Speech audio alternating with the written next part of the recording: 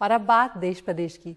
BJP से NCP में शामिल हुए पूर्व मंत्री एकनाथ खड़से आज ईडी के सामने पेश हुए हैं। पुणे के भोसरी जमीन घोटाले में ईडी ने उन्हें समन किया है। कल ईडी का समन मिलने के बाद एनसीपी ने ट्वीट कर बताया था कि खड़से पेश होने से पहले एक प्रेस कॉन्फ्रेंस भी करेंगे, लेकिन रात में ही फिर से ट्वीट कर प्रेस कॉन्फ्रेंस रद्द किए जाने की जानकारी दे दी गई।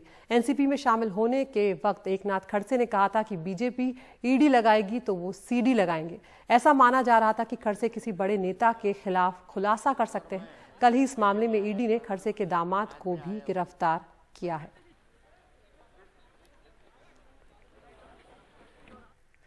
देश भर की 41 ऑर्डिनेंस फैक्ट्री बोर्ड में काम करने वाले 74,000 कर्मचारी आज काला दिवस मना रहे हैं। ये कर्मचारी बोर्ड के निगमीकरण के केंद्र सरकार के फैसले का काले झंडों के साथ विरोध कर रहे हैं। सेना के लिए हथियार, गोला बारूद से लेकर टैंक बनाने वाले 74,000 कर्मचारियों का कहना है कि निगमीकरण के बहाने सरकार इन कारखानों का निजीकरण कर रही है।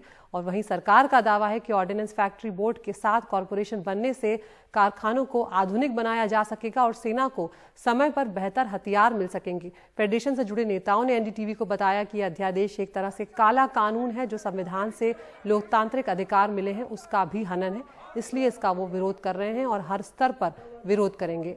यहाँ पर कर्मचारियों का साथ देने के लिए देश भर के ट्रेड यूनियन भी साथ आए हैं। रेलवे से लेकर केंद्रीय कर्मचारियों के संगठन ने इनको अपना समर्थन दिया है। तो कर्मचारी काले बैच के साथ फैक्ट्री में काम कर रहे हैं। इससे पहले सरकार ने अध्यादेश जारी कर कर्मचारियों के हड़ताल लगाने पर रोक लगा दी है।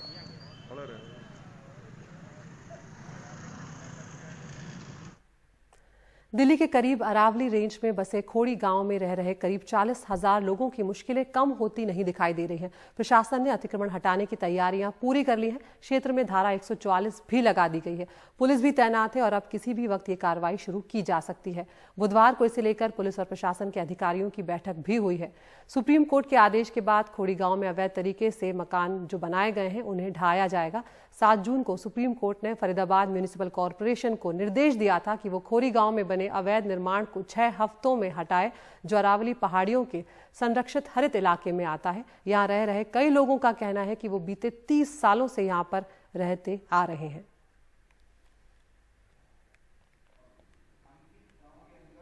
और अब बात महंगाई की। पेट्रोल डीजल की कीमतें थमने का नाम नहीं ले रही हैं। आज एक बार फिर से पेट्रोल और डीजल के दाम बढ़े हैं। पेट्रोल 35 पैसे जबकि डीजल 9 पैसे की बढ़ोतरी इसमें हुई है। बढ़ती कीमतों के साथ ही कई शहरों में अब पेट्रोल 100 रुपए प्रति लीटर के पार जा चुका है, तो वहीं डीजल की कीमतें भी आसमान छू रही हैं। दिल्ली में कल ही पेट्रोल शतक लगा चुका है। पिछले 38 दिनों में पेट्रोल 10 रुपए से ज्यादा महंगा हो चुका है, वहीं डीजल 36 दिनों में 8 रुपए से ज्यादा बढ़ चुका है। तो ये आसमान छूती कीमतें लोगों को परेशान कर रही हैं। और सिर्फ पेट्रोल और डीजल ही नहीं है, पीएनजी और सीएनजी की जो कीमतें हैं वो भी बढ़ गई हैं। दिल्ली समेत पूरे एनसीआर में सीएनजी की कीमत में 90 पैसे प्रति किलो का इजाफा हुआ है। दिल्ली में अब सीएनजी की कीमत 43 रुपए 40 पैसे से बढ़कर 44 रुपए 30 पैसे प्रति किलो हो गई है। नोएडा, ग्रेटर नोएडा और गाजियाबाद में अब सीएनजी 49 रुपए 98 पैसे प्रति किलो हो गई है। पीएनजी की बात करें तो उसकी कीमत में 1 रुपए 25 पैसे प्रति स्टैंडर्ड क्यूबिक मीटर की बढ़ोतरी हुई है। दिल्ली में पीएनजी की कीमत अब 29 रुपए 66 पैसे और नोएडा, ग्रेटर नोएडा, गाजियाबाद में 29 रुपए 61 पैसे प्रति स्टैंडर्ड क्यूबिक मीटर हो गई है। नई दरें आज सुबह से लागू हो चुकी हैं।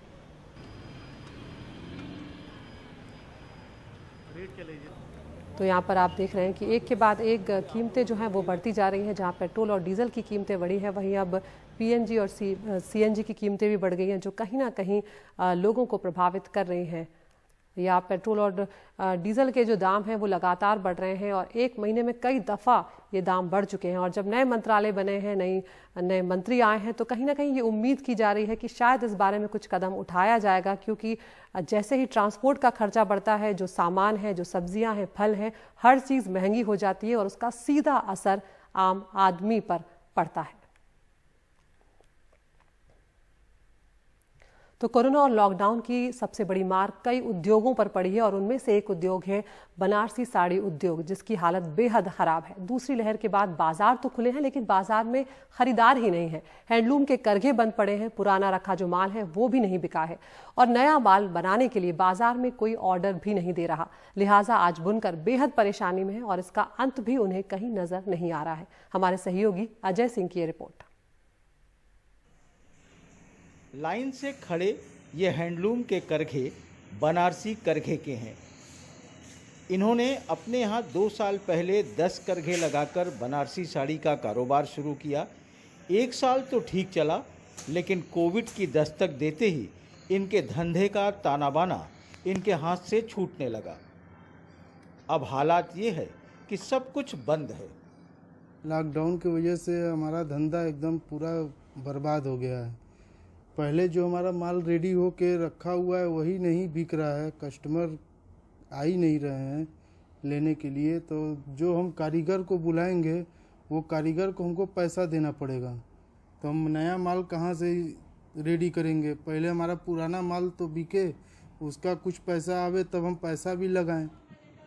मार सिर्फ बनारसी करघे जैसे मझोले व्यापारियों पर ही नहीं, मुन्ना नेट जैसे बड़े गद्दीदारों पर भी पड़ी है। इनकी फर्म से देश ही नहीं विदेश में भी साड़ियाँ जाती थीं। हर साल लाखों का कारोबार था, पर बीते 1 साल से सब कुछ ठहर गया है। बनारसी साड़ी का कारोबार बिल्कुल ख़त्म हो चुका है, बिल्कुल ख़त्म हो चुका है कोरोना के माहौल से। और जो भी बाहर से पर्यटक वगैरह आते थे, अब कोई भी बिक्री नहीं हो रही है और दिन पर दिन रेशम, कतान सारी चीज़ महंगी हो चली जा रही है। महंगी होने के बावजूद भी सब माल जो भी बनता है और जो थोड़े मोड़े कारीगर बनाते हैं वो घर में सब कुछ पड़ा हुआ है। बनारस में 1994-95 में की गई गणना के अनुसार हथकरघा की संख्या 75,324 थी और पावरलूम की संख्या 1750 थी। लेकिन वहीं 2009-10 में हैंडलूम की संख्या घटकर 50 से 52,000 रह गई और पावरलूम की संख्या बढ़कर 30,000 हो गई, जो अब लगभग 3 से 4 लाख तक हो गई है। हैंडलूम के करघे तो पहले ही खत्म होने के कगार पर थे, अब पावरलूम भी बंद हो रहे हैं। सरकार से मैं सब्सिडी नहीं चाहता हूं, ना सरकार से कोई अनुदान चाहता हूं। हम चाहते हैं कि सरकार मेरा माल खरीद ले, और खरीदने का मामला ये है कि इनके पास शोरूम है, ईपी गवर्नमेंट का शोरूम ईपी हैंडलूम के नाम से आज भी हिंदुस्तान में हर बड़े शहरों में शोरूम है। तो इसी बहाने बजट दे दे, ये माल मेरा खरीद ले, तो वहाँ का स्टाफ भी खुशहाल हो जाएगा, ये माल भी मेरा बिक जाएगा और गवर्नमेंट को जीएसटी मिल जाएगी। कोविड की वजह से आईसीयू में चले गए बनारसी साड़ी उद्योग को बचाने के लिए सरकार अगर बाजार रूपी ऑक्सीजन का इंतजाम करती है तो बुनकरों के लिए कुछ राहत भरी बात हो सकती है। कोविड की दूसरी लहर के बाद अब भले ही अनलॉक हो गया हो, लेकिन बनारसी साड़ी उद्योग में तो अभी भी लॉकडाउन है और चिंता इस बात की है कि ये लॉकडाउन कब खत्म होगा इन्हें पता नहीं। लिहाजा बहुत से बुनकर इस धंधे से तौबा कर चुके हैं और अब बड़े गद्दीदार भी इस ताने बाने से निकलना चाहते हैं। साफ है कि बनारसी साड़ी उद्योग का आने वाला दिन मुश्किलों भरा है। वाराणसी से पुरुषोत्तम के साथ अजय सिंह, एनडीटीवी इंडिया। और अब बात दिलीप कुमार की। अभिनय सम्राट और करोड़ों दिलों पर राज करने वाले, अपने अभिनय की चिंगारी जलाने वाले दिलीप कुमार के जाने का दुख फिल्म इंडस्ट्री और दुनिया भर में उनके तमाम फैंस के दिलों में छलका और भारी दिल से उन्होंने दिलीप कुमार को अंतिम विदाई दी।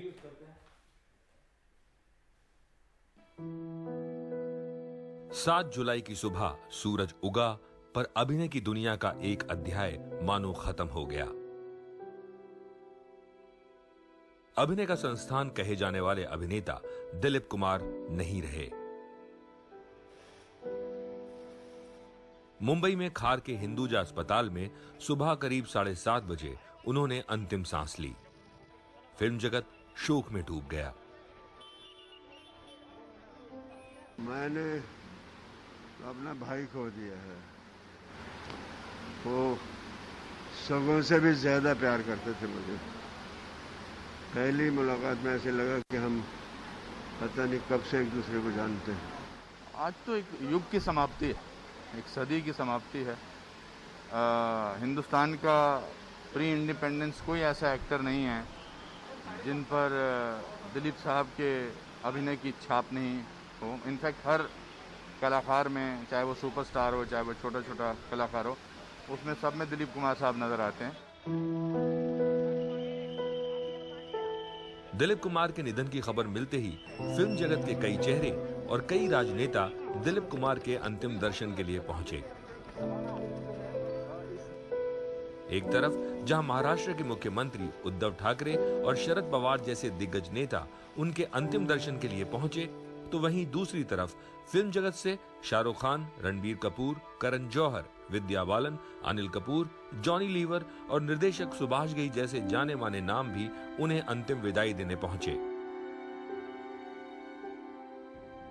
मेरे लिए दिलीप कुमार साहब एक बहुत ही बड़े देव मूर्ति की तरह थे, आइडल थे मेरे।